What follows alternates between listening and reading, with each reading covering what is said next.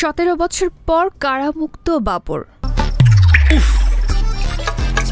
কুয়াশায় সালসুইয়ে পানি আর কত হয়রানি আছে সমাধান। বসত ঘরে লাগাও আনোয়ার শীট, সারা ঘর থাকে শুকনা, সর্দি কাশিও থাকে দূরে।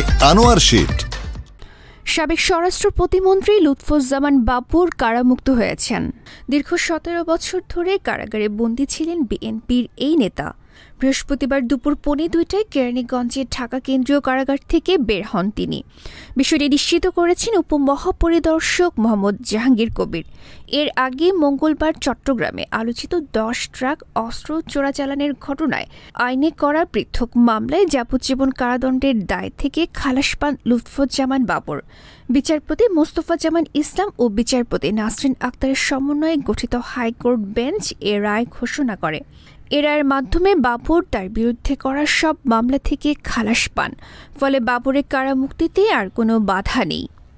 নেত্রকোনা 4 আসনের মদন মোহনগঞ্জ খালিয়াজুড়ি বিএনপির সাবেক সংসদ সদস্য লুৎফুজ্জামান বাবরের মুক্তির খবরে বিএনপি নেতাকর্মী, স্বজন ও এলাকার মানুষের মাঝে এক ধরনের আনন্দ উচ্ছ্বাস তৈরি হয়েছে।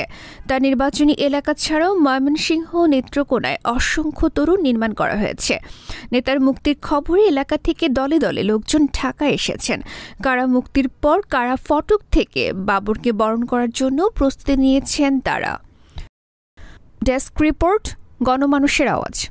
রয়্যাল পাওয়ার লিঙ্ক। রয়্যাল পাওয়ার লিঙ্ক। আপনি কি স্বল্প মূল্যে উন্নত মানের কামিজ, পার্কিংস, রেকর্ড ও জেনারেটর কিনতে চান? আমরা ইংল্যান্ড ও চায়না থেকে আমদানি করে দেশের বিভিন্ন প্রতিষ্ঠানে 20 থেকে 3500 কেভিএ পর্যন্ত সরবরাহ ও সার্ভিস দিয়ে থাকি।